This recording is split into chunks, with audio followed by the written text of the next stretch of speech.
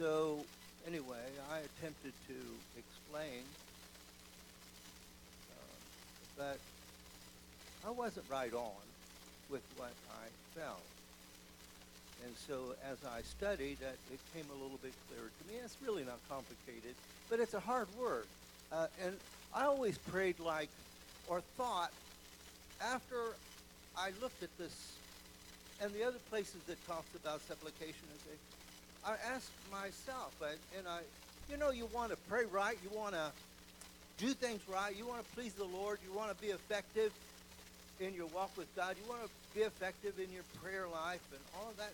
And some of these words just complicate it. And so it always was a place to stub my toe. And I looked and I said, am I doing that right? Am I doing this? Am I pleasing God in my prayers? Am I praying the way I should? Am I not getting answers because I'm not doing this and I think I am, or something? Well, if you don't know what it means, how can you know if you're doing it? Anyway, so that's all the questions I had. Kind of the way I was stumped. So let's just go through this verse, and we're going to take the words out of the King James Version. I'm going to just kind of look at those and look at the real meaning of them and how this goes together. Because there is a very important message in this verse. And I come off of the study understanding more, and I hope that you do. I know you can't glean all that I got out of it, and it won't mean the same because we can't cover all the material. And even if we did, you still wouldn't get it because the student always gets only a percentage of what the teacher knows and what he has studied. So, and I think that you know that if you've taught at all. And so sometimes you scratch your head and say, they don't get it. And you wish they would. And it's a lot has to do with opportunity and experience and also the amount of study and so on. Okay, let's just look at this word, the second word, always. Praying always. Now that's a stumping word. That is a stumping word. How can you pray always? I'm talking about literally. Now, I've heard people say, I take the Bible literally. Well, that's okay.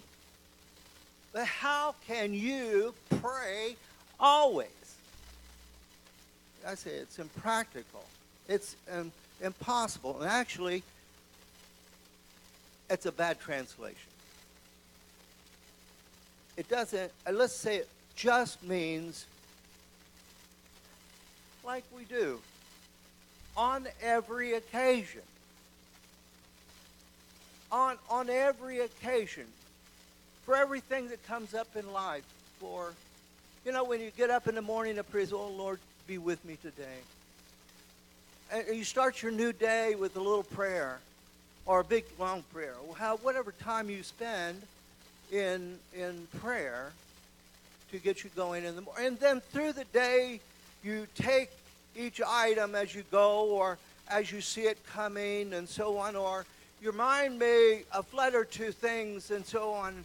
And as it does, you just whisper a prayer. You look to God and say something to Him about it. That's walking with God, and that's expressing to Him the heartfelt feelings and anxieties and worries and the things that go through your mind. And sometimes I hear my wife praying. I'm in the bedroom, and she'll just say a few words, and, oh, Lord, help me with this. Help me. And other times she'll have rebuked the devil in there. Get out of here, she'll say. And all of that. That is dealing with items as you feel them, as you meet them, as you deal with them. It's for every occasion. So that's what he's talking about. The Revised says at all seasons, on every occasion, or at all seasons. I tell you what, you talk about it now. There's seasons. I've got one coming up this week. I grit my teeth, grind them, and like what's coming this week, but I can't do anything about it. So I'm scheduled. Government has scheduled me. I don't like it, but anyway, a long time ago, I would have had energy and wanted to do it, and I did. It's an amazing kind of thing. But in Columbus, I waited and talked about it and wondered and all of that, and for more than 40 years, it never happened. I come here, and within, the first 4 years, we just was here 4 years, and here it happened. So, okay, let's move on. So I've faced it with prayer, and I've prayed about it already today again to say, make it go away. So, and that's how I've been praying, make it go away, make it go away, make it go away. I'll find out after 5 o'clock tonight if it went away for tomorrow. Anyway, always, it means on every occasion or all seasons. Let's move on to with all prayer and supplication. So it's talking about prayer in general. So when he's talking about let's make prayer or praying always is and with all prayer, he's talking about general prayer. And then he goes farther and he says, and supplication. So there's a little bit of a difference here. That is, we're praying in general for things.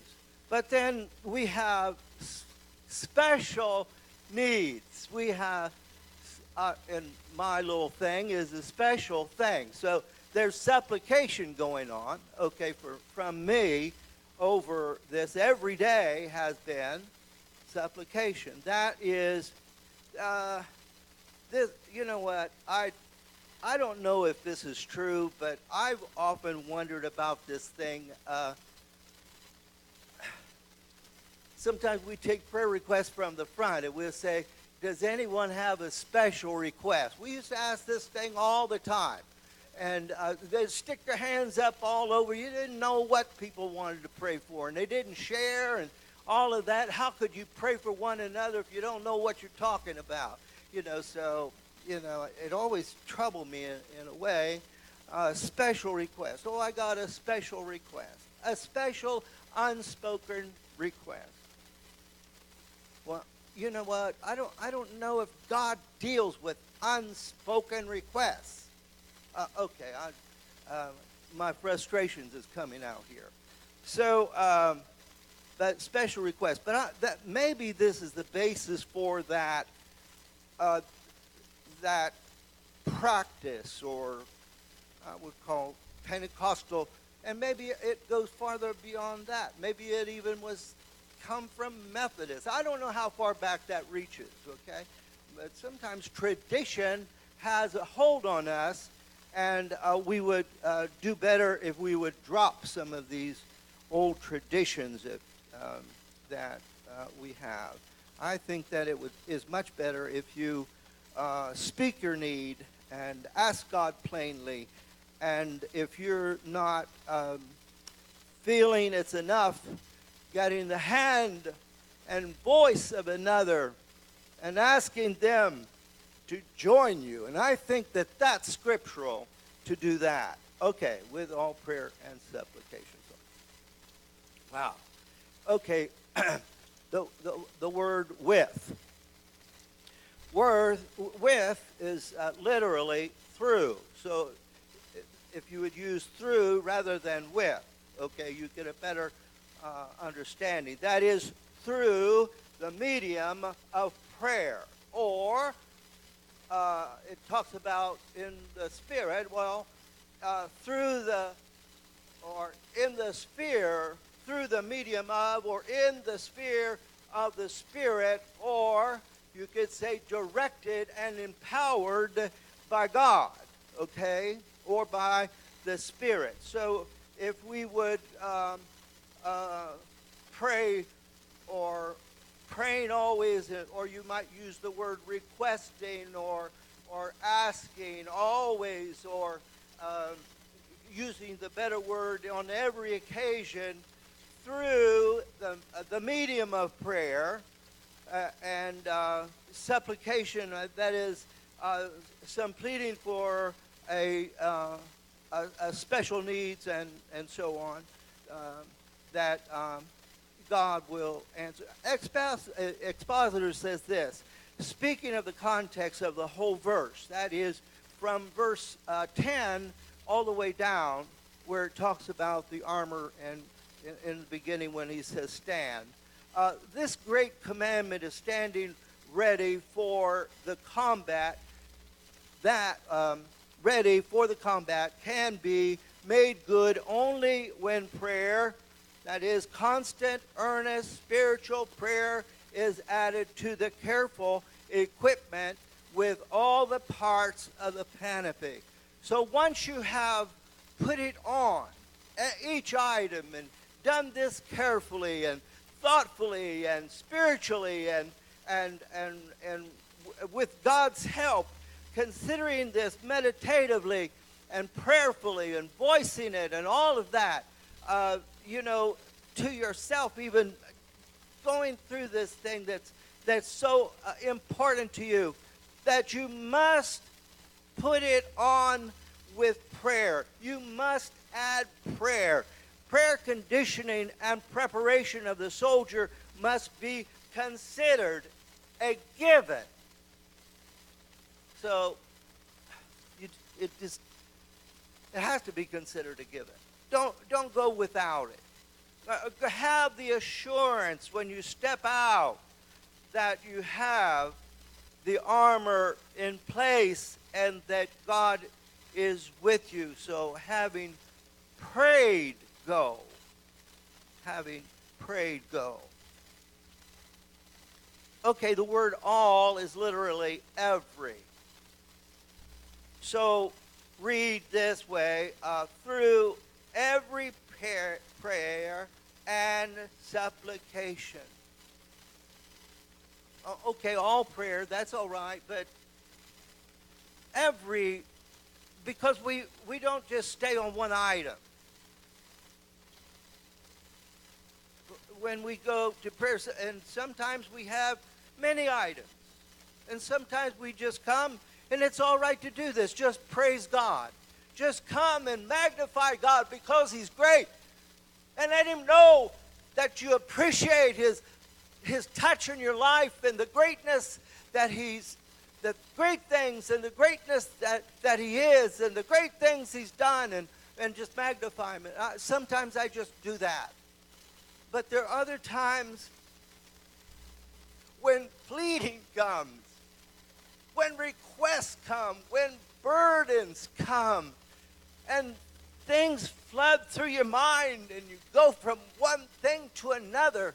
All these things, or every one of these things, I want the Spirit to move and power to move and for God to intervene. And so all of these, we say, special kind of things, that supplications that go forth, all of this is important. You have to understand that prayer is offered in different ways and forms and in various kinds to suit the manner of people.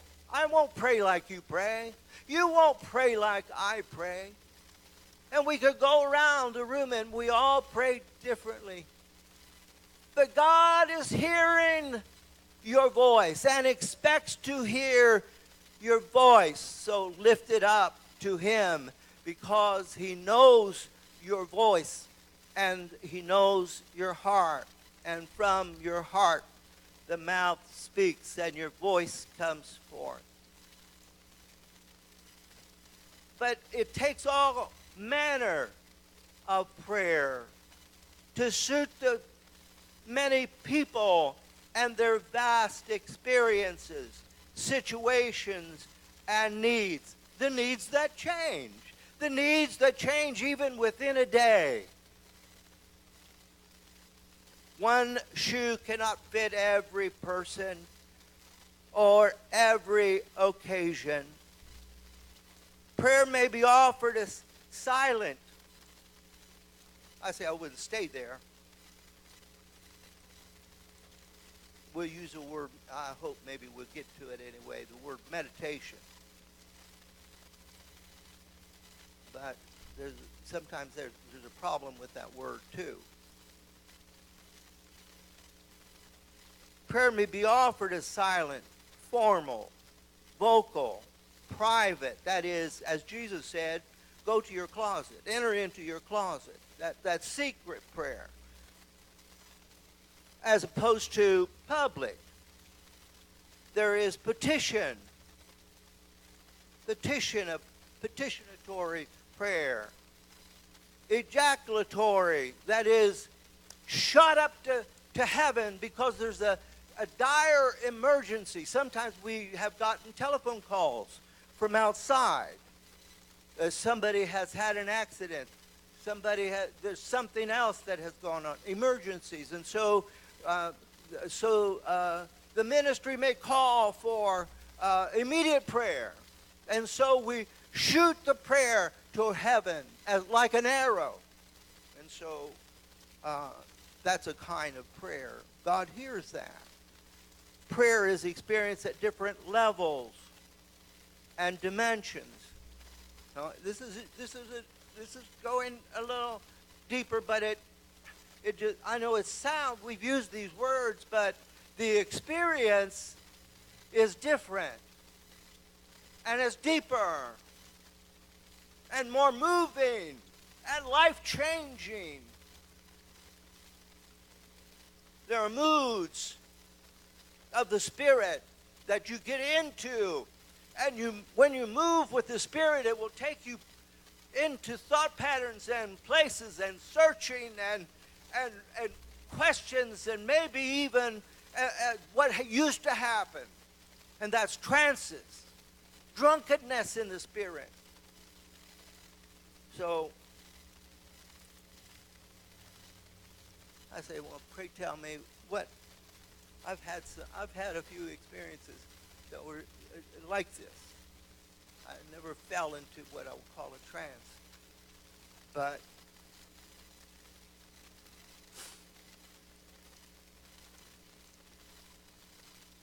so overcome, I was like out of it.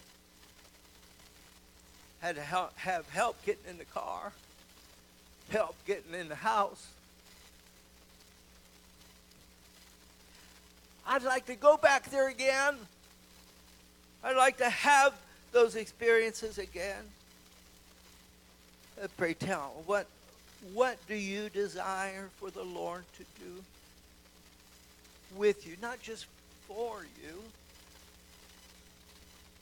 We think in terms of the Lord doing things for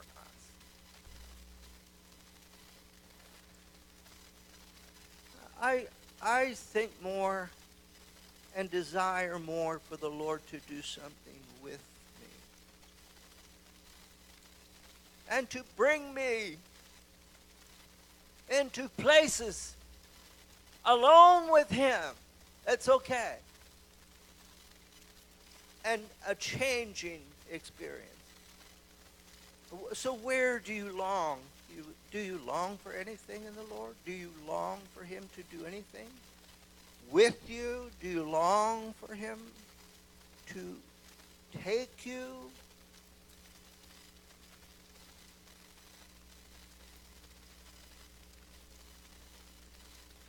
It starts first with desire and seeking. Okay, the word supplication, and move on. It's easy for me to stop. That's the muck I got in. Mired in searching and feeling things like this. Supplication, that means petition, simply a petition. A prayer request. For prayer, a petition for prayer, or a request. It is a petition for a special object having regard to our necessity. I'm trying to explain that word that we had up there twice in that one verse. Supplication. It's always one that stumped me, and I said, well, am I ever doing this? What is this? No, I'm not there in Philippians 4, but what, are you referring to a verse? What is it?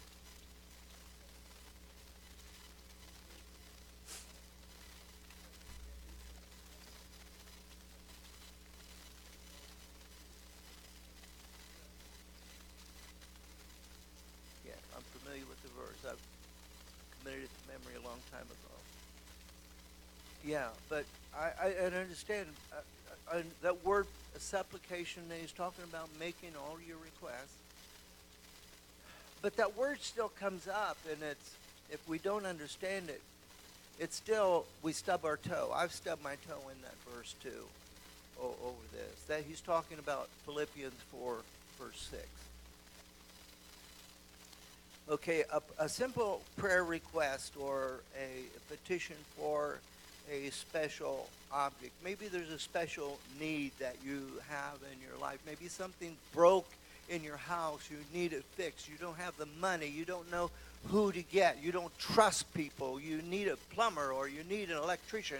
You need somebody to help you, and you're like we were, come in town and we just don't know anybody. We had contacts and people we trusted and people we used and all that, but coming to a new place, I tell you, it was hard getting settled. And in some ways, I'm still not. So I rely on the Lord to help me and to lead me.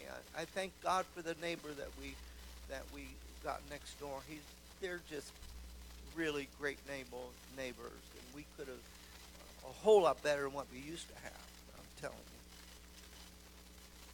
But this is a supplication having regard to our necessity rather than to God's sufficiency to supply it. You know, sometimes we say, well, God, I know you're able. I know you do it. You can do anything. With God, all things are. No, it's getting down and saying, I need you to help me with this. I'm broke, or if you are, or I need help for this. I need healing for my body. The doctors can't figure this out. My wife prays like this. The doctors can't figure it out, and they give me medicine a long time ago that's not only made it worse, but gave me something else that's a whole lot worse than what I had. And fearfully we take medicine. I do. Fearfully I take medicine. All you have to do is just start reading the long line of side effects. It scares you to death. You say, well, I don't want it. My doctor tried to shove another medicine at me not too long ago. I told her, no, I don't want to take it. Why? It's like, they know, but they don't read it. They read it over so much that they know what it says, but it doesn't mean anything to them.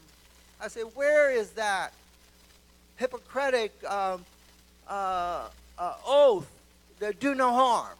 Treat them, but do no harm. Oh, okay, get off of that.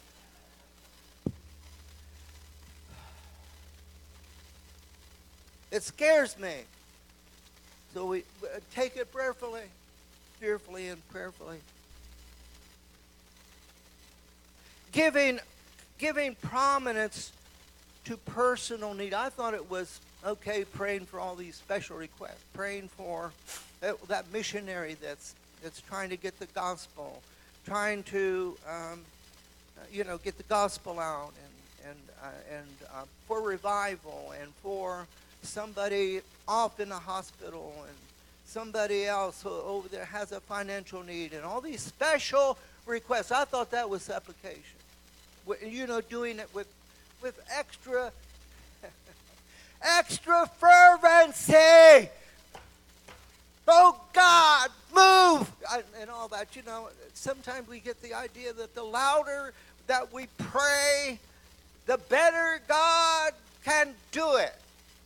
And so we get emotional, we get loud.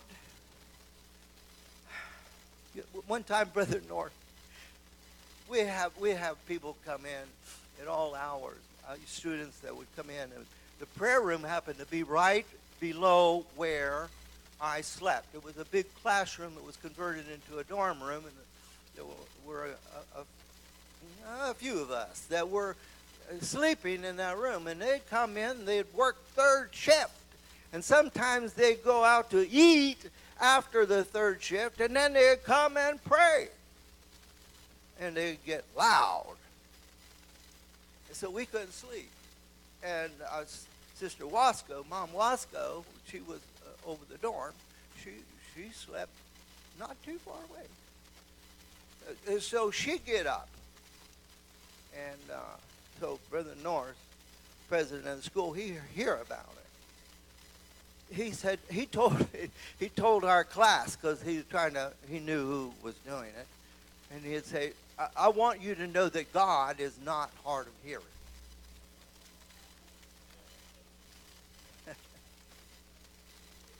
You can ask more quietly, and your prayer will still be effective. You know, he doesn't, I don't think that he answers by the number of sweat drops that's running off your brow, or, you know, any number of physical manifestations that we may have, or all of the antics or gyrations, or you go on and on and on about.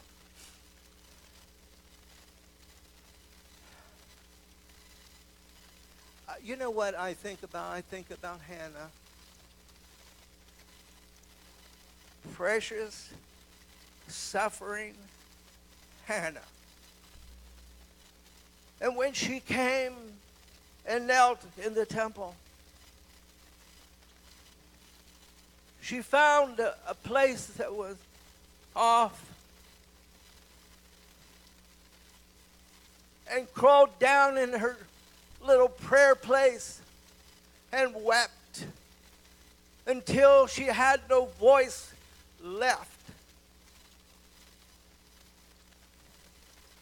And only her lips moved with the agony. And I think of others that I have seen that felt things like that. Samuel come in and couldn't figure it out and bent over her and only saw her and what she was doing and didn't hear what he thought he should hear from a praying woman, and accused her of being drunken and rebuked her.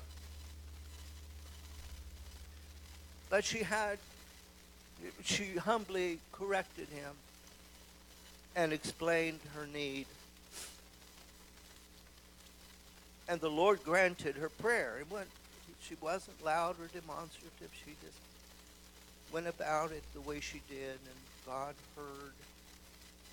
With all prayer and watching thereunto. Watching meaning to be sleepless, literally to be sleepless, or lying sleepless, or to stay awake. And I have at times, and I know my wife has, and I know others have, and maybe you have experienced times when God was dealing with you, kept you awake, prayers was going up from your heart, and though you may not have been raising your voice, there have been other times when I just had to get up, go and pray. and the Spirit will move like that. Colossians 4 and 2 continue. Let's just compare the next few verses with this, where it talks about this attitude of the verse when it says, and watching thereunto, or watching to be vigilant, or staying awake, sleepless, to be vigilant and attentive to the dealing of prayer. Continue, Colossians 4:2, continue in prayer. That's like, okay, that matches up with prayer in all occasions, or praying in all occasions. Watch, or be alert, be watchful in the same, that is in prayer. And with that attitude, with thanksgiving, so be grateful. See, sometimes we're not grateful when we stay awake, when we get up, when we can't sleep. But be grateful that God is touching your life and that God is dealing with you. And you might, maybe you'll feel it tomorrow. Maybe he'll make up for that and give you rest. Mark 13 and 33. Take ye heed, watch, and pray, for ye know not when the time is. That's Jesus giving warning about his coming. Watch and pray. He told the disciples, the three disciples, when he had asked them to come and pray with him for a little bit, and they fell asleep, and he came back and woke them up, and then he went and prayed and come back, and there they were, fast asleep again. They hadn't been dealt with like this, being kept awake. I know that they were stressed out and worn out in their bodies because of what they were going through. I know that.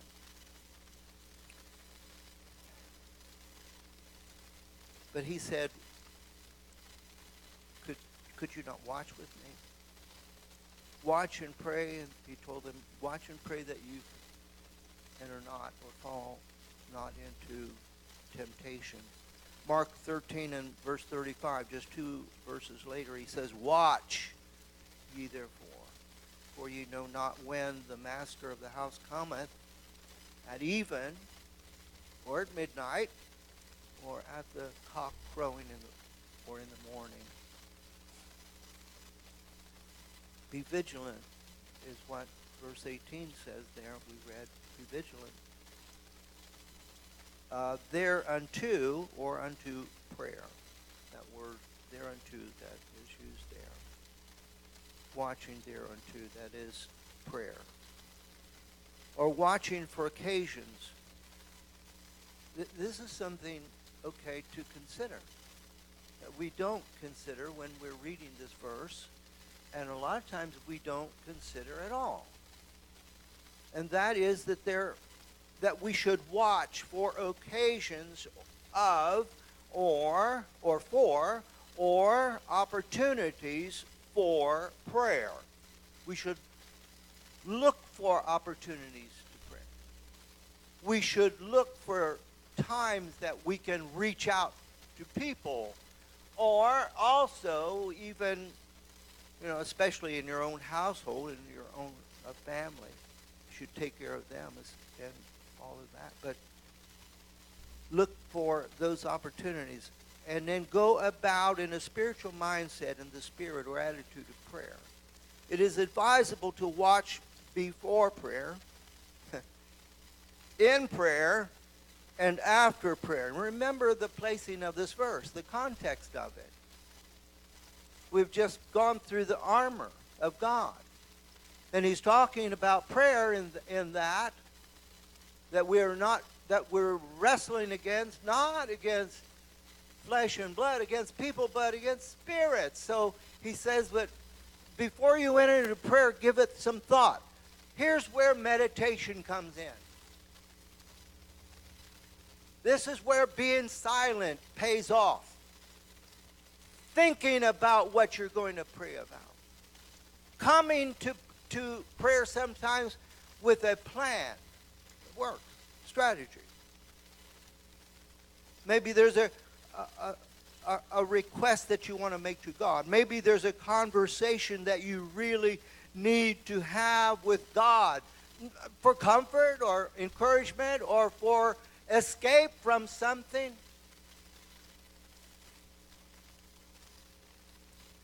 This maintains the stance of the spiritual warrior who stands ready for spiritual warfare at all times, prepared for the schemes of the devil.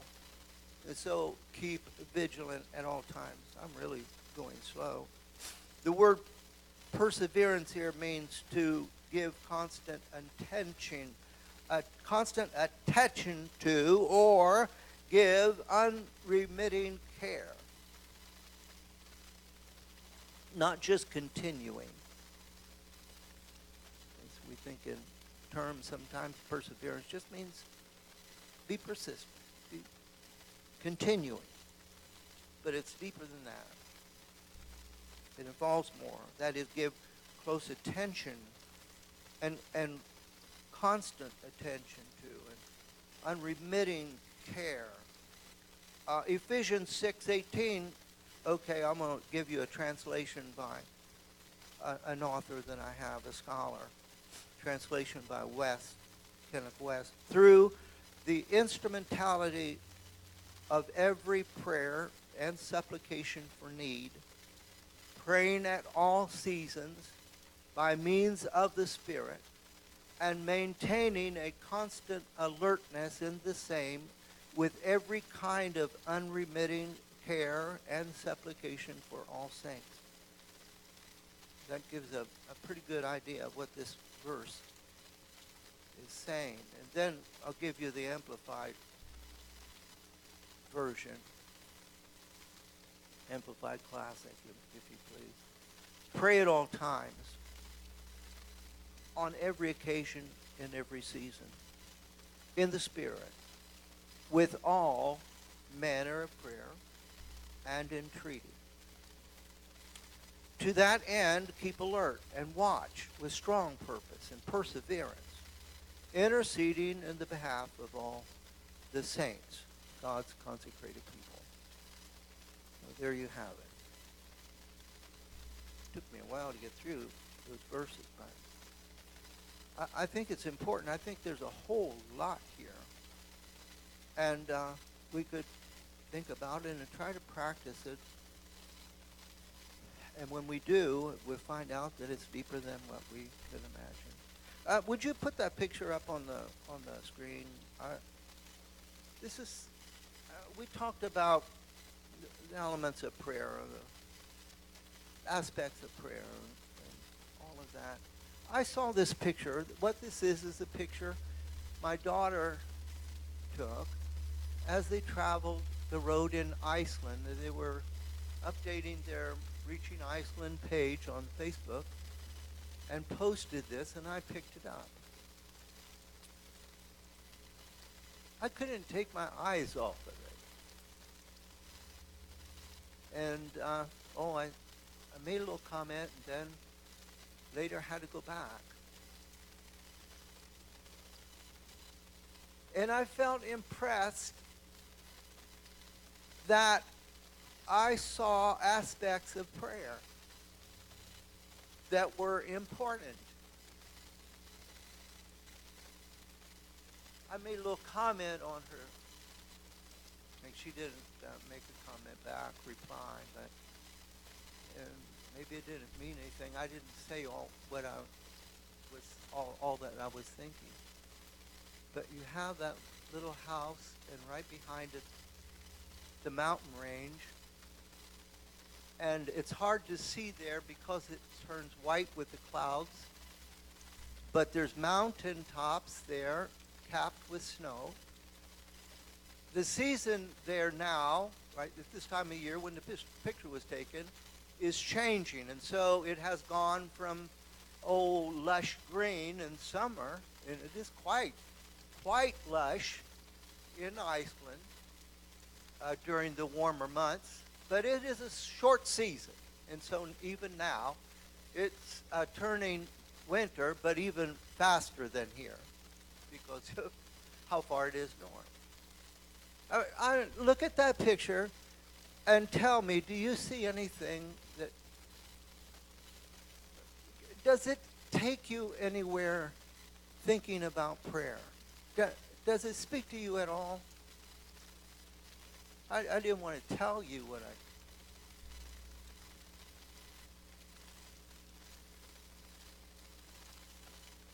Use that as a basis and tell us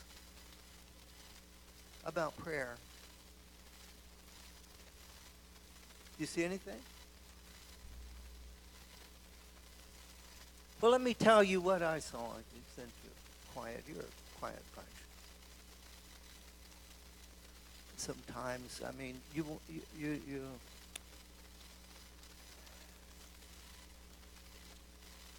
it'd be nice to talk sometimes and see how you feel.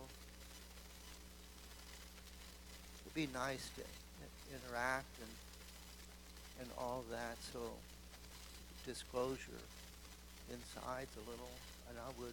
Anyway, an occasion or an opportunity for prayer is very near. There he is, right there at the base. And right behind, but notice it's behind him. And that's where prayer usually is. And being behind, I don't think about it so much.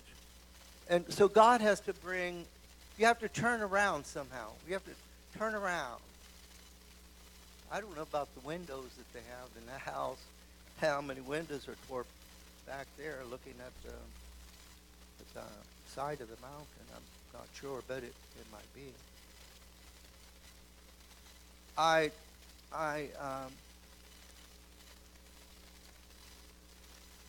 Prayer, look at that big, long mountain ranges. Wow. It's vast, holding many hidden places. Searchable mysteries, though. Jesus said that it is given for you to know the mysteries of the kingdom. Exploration, a place for exploration. If you like that, to explore, have adventure, venturing out. Who can know where it would take you or how great it is? Speaks of prayer to me. More is unseen than is seen. That's a lot about prayer. More is unseen than seen. It's unsearchable. I just make this statement. So is God. It's unsearchable. So is God. How unsearchable. Anyway, what do you want to say?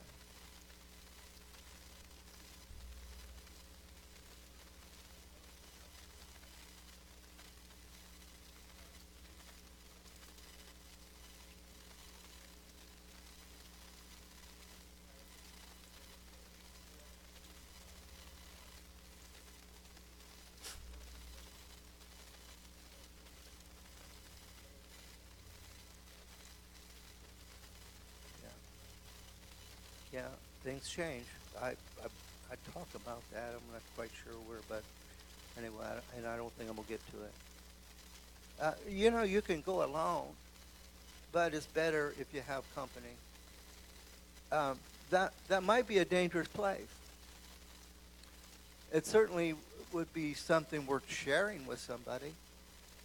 And I think of Peter and John, how they went up to the temple together to pray. And there was a lame man, and together they, with the speaking of the word, the lame came alive on his feet, and there was quite a stir over that one.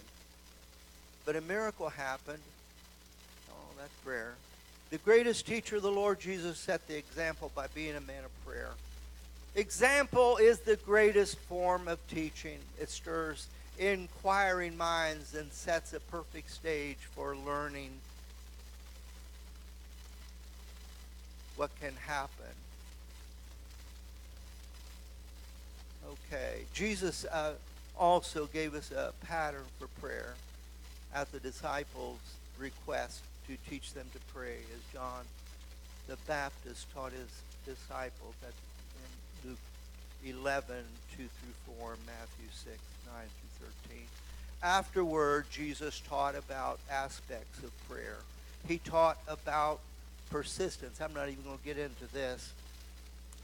He taught about persistence or importunity. It's a word that we don't hear very often.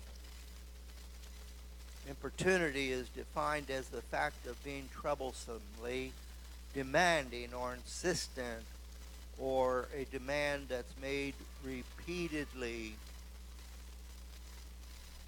or insistently.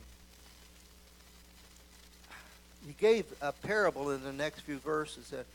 Read Luke. I'm not going to be able to go through this, but a few verses of a parable. Luke 11, 5 through 11, and it talks about a man that had guests come to his house, visitor, and it was very late at night, and they weren't prepared. They didn't have in their cupboard, the things to do. It's okay. He came to a friend. It was somebody, a companion, more or less, a friend. And he depended on his friend.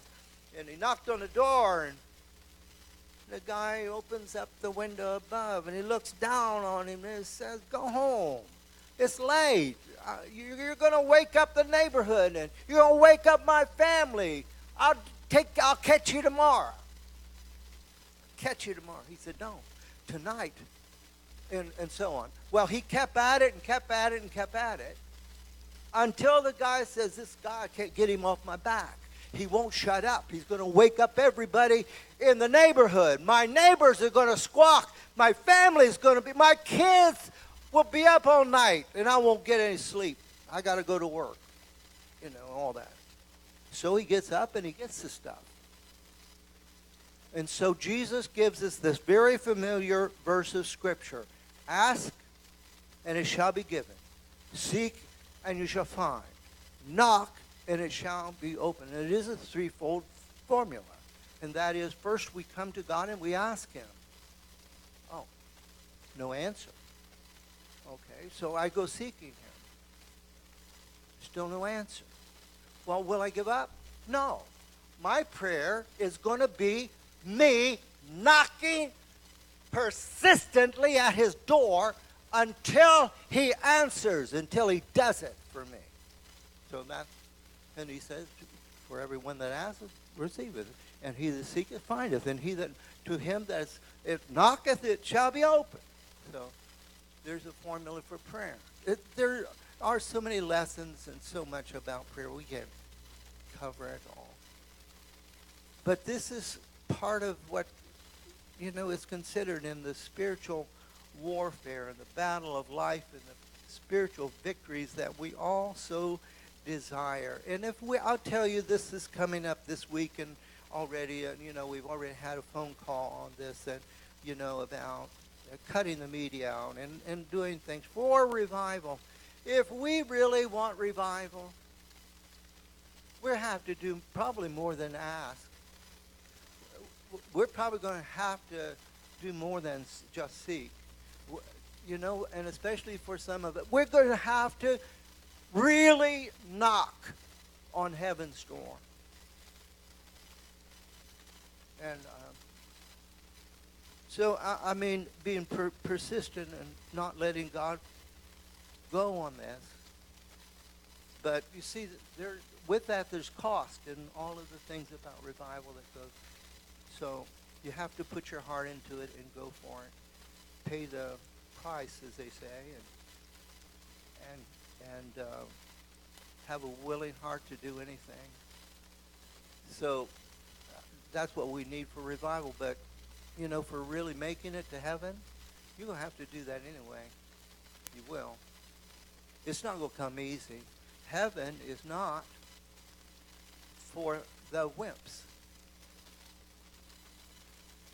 Heaven won't come to wimps.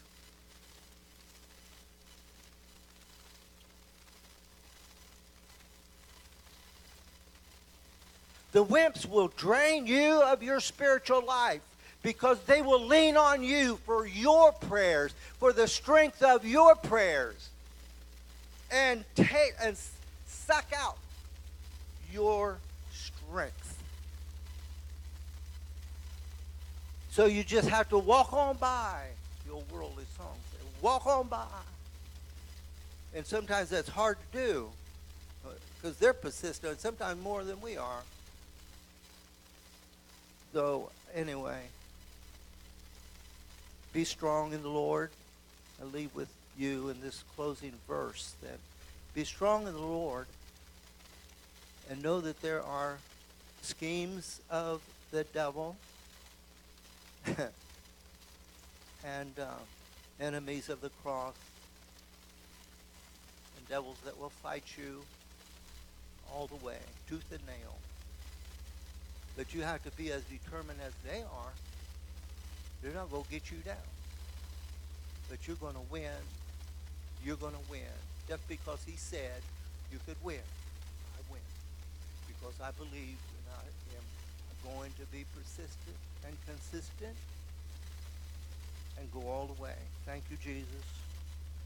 In Jesus' name. A song came to me. I am determined. I've made up my mind. That's the only way. God bless you. Have a good